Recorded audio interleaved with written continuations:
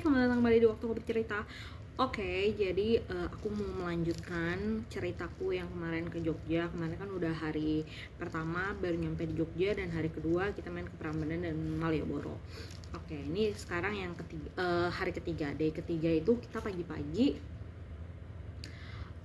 aku sama Alex ke tempatnya saudaraku buat ngambil mobil. Karena biasa kita kalau balik ke penginapan tuh nggak pernah bawa mobil, kita tuh naiknya motor. Kadang bawa mobil, tapi biasanya ditaruh di rumahnya saudaraku, karena itu memang punyanya saudaraku ya, bukan punya aku terus aku taruh sana, enggak. Itu memang punya saudaraku. Jadi kalau pulang kita jalan-jalan, kita taruh sana, terus nanti kita pinjem motor buat balik ke penginapan gitu. Nah, hari ketiga tuh kita ngambil mobil di rumah saudaraku, nungguin Ciesa beres-beres, nungguin mamaku. Kita juga sempat sarapan dulu di sana. Pas udah selesai, udah rapi, kurang lebih kayak jam 10-an lah. Jam 10-an tuh kita ke makam dulu, ke kuburan, makam kuburan ya. Nenek kakek aku, mbah orang tua dari mamaku, karena kan memang mamaku kan Jogja ya, dan oma opa sih, mbah sih, gue manggilnya Simbo. Gue tuh biasa manggil nenek gue tuh Simbo, tapi kalau Simbo di yang sebenarnya itu kan ibu ya, jadi kayak nggak make sense gitu, tapi gue manggilnya Simbo walaupun itu sebenarnya mbah gue. Nah, Simbo sama Mbah Laki ini dikuburinnya di Jogja, di deket rumah lah, deket rumah. Akhirnya jam 10 tuh kita ke makam dulu, kita ke makam, selesai nyekar apa segala macam, doa, terus rencananya mau langsung pulang, tapi sempet mampir dulu ke rumah om gue karena ada beberapa om gue, adik-adik dari nyokap gue. Kita sempat mampir dulu lah, say hi, karena kita kemarin ketika nyampe kita belum sempat say hi kan, jadi kita mampir dulu. Terus ngajakin anaknya, ada yang mau ikut nggak, kita mau kesini, mau ke Senang Sono. Pada saat itu kita mau ke Senang Sono, mau ikut nggak? Terus kalau mau ikut siap-siap ya. Nah udah dibilang kayak gitu. Abis itu kita pulang, nyokap gue ganti baju, beres-beres, terus abis itu jam 11 kita baru jalan. Dan ada 3 sepupu gue yang masih kecil-kecil, karena kan gue sama kakak-kakak gue termasuknya cukup tua ya di antara persepupuan ini gitu, karena beda umur kita tuh kayak 10 tahun, 15 tahun. Adek malah kayaknya, jadi salah satu sepupu gue itu kayaknya ini yang paling kecil ya, yang paling kecil itu dia kelas 4 SD. Kelas 4 SD itu berapa sih? Harusnya 7, 8, 9, 10 ya, 10 tahun ya, 10 tahun. Sementara gue 31 tahun, 21 tahun gue bedanya sama sepupu gue yang paling kecil gitu. Jadi ya ibaratnya kayak ngemong lah, gue ngemong mereka. Nah terus udah ini 3 sepupu gue ngikut di mobil, terus ada Ciesa, ada nyokap, Alex sama gue. Kita langsung ke jalan ke Senang Sono, karena hari ini emang rutenya, destinasinya kita cuma mau ke Senang Sono doang, ziarah, makan siang, terus udah balik gitu. Nah, Senang Sono, perjalanan dari rumah gue ke sana itu kan daerah Gunung Kidul ya. Kurang lebih kayak 1 jam. Ya, kurang lebih 1 jam, 1 jam 15 lah. Karena lokasinya tuh nggak begitu jauh, cuma karena jalannya yang gue lewati itu awalnya itu cukup kecil, dan ketika ada papasan itu kita harus salah satu berhenti gitu, jadi itu yang membuat lama. Nah terus ketika pulangnya juga sama 1 jam lebih dikit, itu karena jalannya itu, ini jalan cukup gede, jadi kita nggak perlu berhenti ketika papasan, tapi karena jalannya itu berlobang, jadi kita juga nggak bisa ngebut. Jadi bukan nggak bisa ngebut sih, bener-bener kayak cuma 40 km per jam, jadi bener-bener pelan, karena bentar-bentar berhenti, bukan berhenti sih, bentar-bentar ngerem, karena jalannya jelek itu. Nah habis itu ya udah nyampe Senang Sono kurang lebih jam kayak 12-an lewat. Terus doa, kebetulan kita juga nggak jalan salib, kita cuma doa. Nyokap gue rosario, kita ada beli apa namanya, bukan manik-manik, apa namanya, rosario cukup banyak. Terus juga si Alex itu orang tuanya pengen nitip patung-patung kayak patung Tuhan Yesus, patung Bunda Maria gitu. Nah akhirnya dia bilang kan katanya pengen beli di Bali. Ngapain beli di Bali, nanti aja kita beli di Senang Sono, karena kan udah niat ke Senang Sono kan, ziarah Senang Sono, udah nanti aja beli di sana. Terus akhirnya ya udah selesai berdoa, terus ada toko yang jual pernak-pernik kayak bener-bener suci lah, bener-bener rohani. Dari situ ya udah nyokap gue beliin rosario buat anak-anak. Terus gue sama Alex milih-milih patung buat dikasih ke nyokapnya dia gitu, buat dia sama keluarganya lah di sana di Aussie gitu. Karena kalau beli di sana ada, cuma harganya kan cukup mahal ya kalau dibandingin di sini gitu. Jadi udah beli di sini terus nanti dibawa sana. Toh juga kan dia itu punya bagasi 20 plus 7 ya, jadi sayang juga kalau nggak dipakai kan. Jadi udah kita beli aja. Udah beli bener-bener rohani, terus kita makan siang. Enggak deh, sorry, makan siang dulu. Tadinya mau beli bener-bener rohani dulu kan, tapi karena udah keburu siang, kita tuh udah lapar. Kira kita makan dulu. Gue itu makan sate babi. Alex itu kayaknya babi kecap, nyokap gue babi kecap. Ciesa tuh nasi goreng babi. Kayak pokoknya serba babi deh, semuanya serba babi. Sama minum-minum dingin, selesai makan, terus baru kita beli bener-bener rohani. Makannya juga daerah situ, bener-bener rohaninya juga daerah situ. Jadi ya udah cuma satu kawasan, cuma satu destinasi. Abis itu pulang, balik ke parkiran, terus balik pulang. Udah habis itu kita nggak kemana-mana lagi. Itu hari kedua. Nah, akan tetapi yang mau gue ceritakan di sini adalah bukan itu. Gue nggak tahu ya ini sebenarnya layak atau tidak masuk ke YouTube gue, tapi gue ingin menceritakan suatu pengalaman. Jadi yang tadi gue bilang ada 3 sepupu gue yang ikut sama kita, tapi ada 2 orang sebenarnya yang mencolok di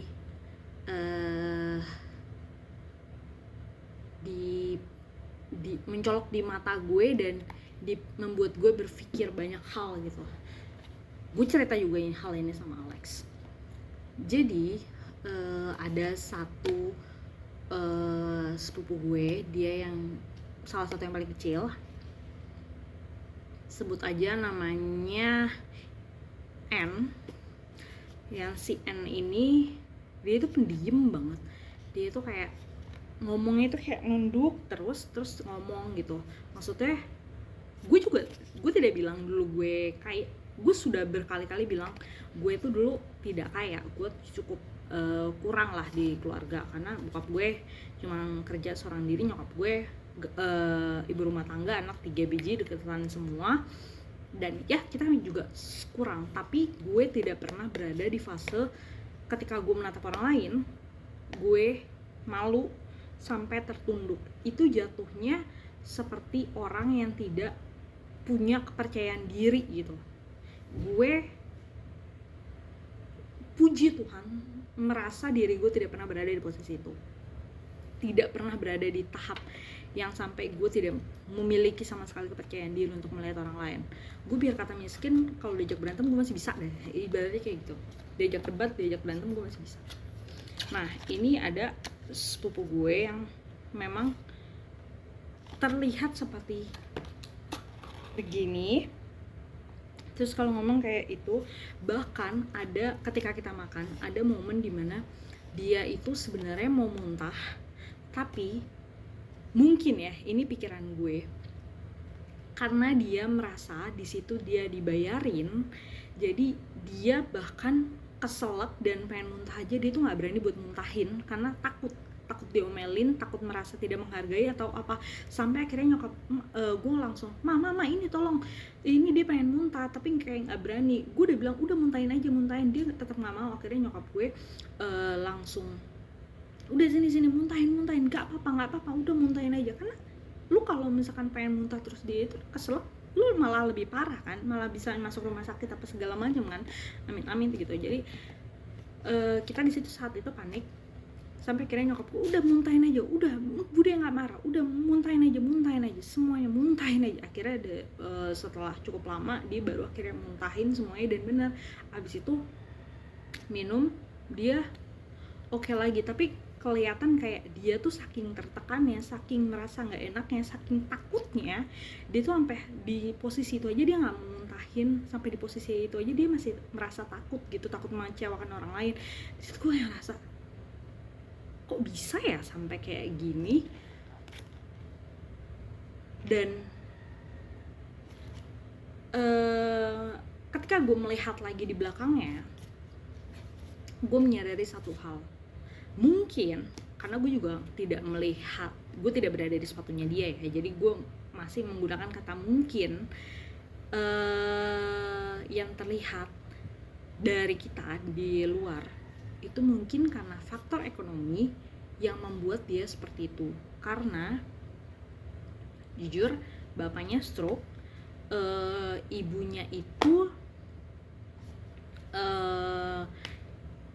mencari barang-barang yang bisa dijual, maksudnya kayak dagangan gitu. Bisa dibilang kayak serabutan lah ya, serabutan.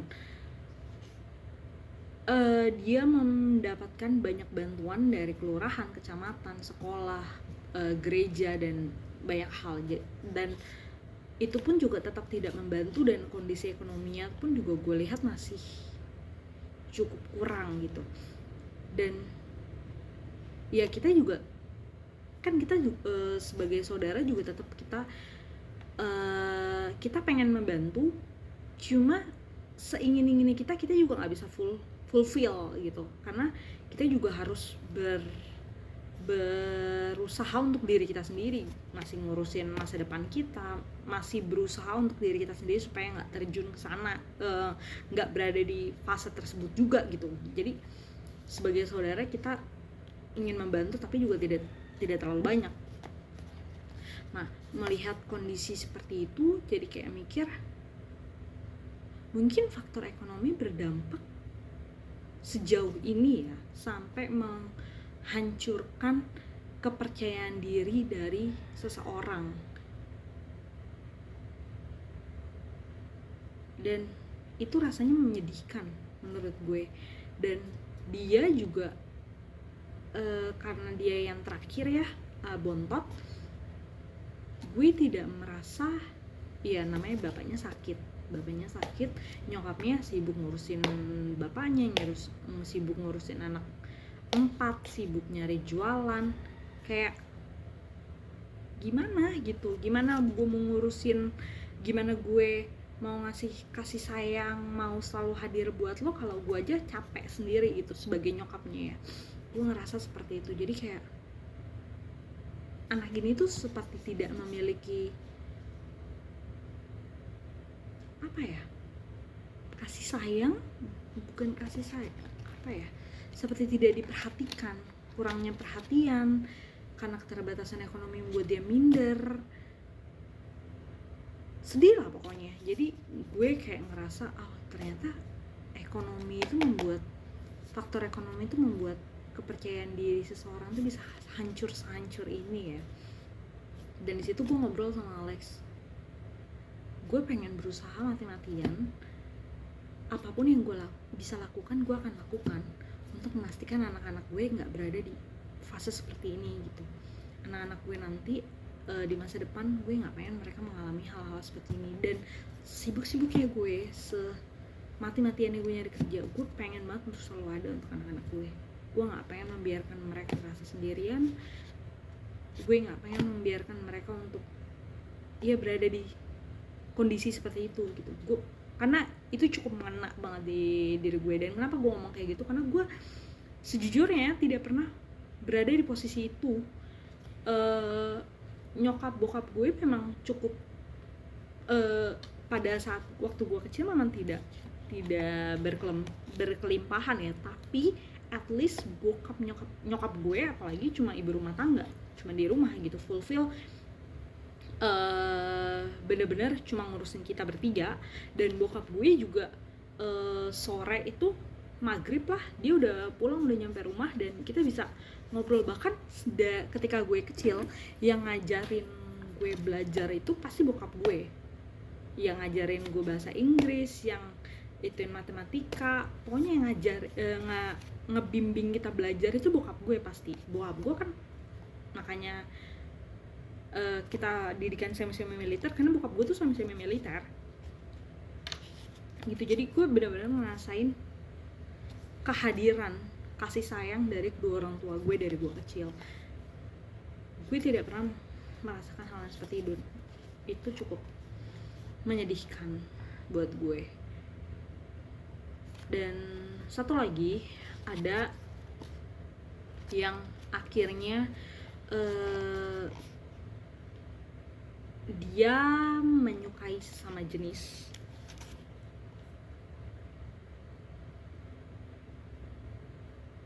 Aduh, gue berat ngomongnya karena gue punya banyak teman juga yang berada di posisi itu, dan gue tidak ingin menghakimi, tidak mendukung tapi juga tidak ingin menghakimi, jadi hanya bersikap netral aja. Dan tapi balik lagi, sepenglihatan gue si anak ini itu menjadi seperti itu balik lagi karena faktor ekonomi. Karena ketika dia sebagai seorang wanita, dia merasa dia tidak punya kekuatan untuk melawan society. Dia tidak pernah merasa aman untuk menjadi seorang wanita. Jadi makanya dari kecil dia berusaha untuk menjadi tomboy agar dia bisa terlihat maskulin dan membela dirinya sendiri. Namun hal ketomboy-tomboyan ini akhirnya berlanjut sampai membuat dia akhirnya menyukai sesama jenis. Sedih nggak lo? Cuma dari faktor ekonomi, bukan cuma sih, faktor ekonomi cukup gede. Maksudnya berawal dari satu sumber dari faktor ekonomi, tapi impact-nya di setiap anak tuh berbeda-beda. Ada yang akhirnya jadi kehilangan percaya diri, ada yang akhirnya defense mekanismenya itu jadi ya gitu, dia memilih untuk berubah gender, merasa untuk dirinya itu harus switch gender lah untuk bisa membela dirinya sendiri. Tapi ya akhirnya sampai ke feeling ke pasangan juga akhirnya berbeda gitu. Tapi yang sayangnya adalah pada saat ini yang dia sukain itu ceweknya itu masih suka sama lawan jenis, masih hetero gitu. Jadi gitu deh, dia ceweknya bagus lah, maksudnya ya dia hetero gitu. Maksudnya si yang salah satu sepupu gue ini kayak, ih kok jadi kayak gitu ya, sedih ngeliatnya, sedih karena ya itu dari satu sumber ternyata impactnya kalau setiap orang tuh beda-beda dan itu cukup menyakitkan. Jadi buat kalian yang masih berjuang, semangat, jangan patah semangat, teruslah berupaya. Suatu saat pasti akan ada pintu yang terbuka, karena percayalah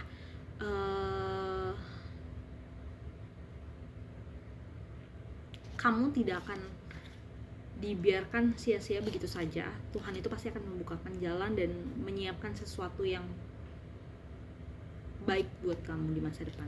That's what I believe gitu. Oke, itu aja deh.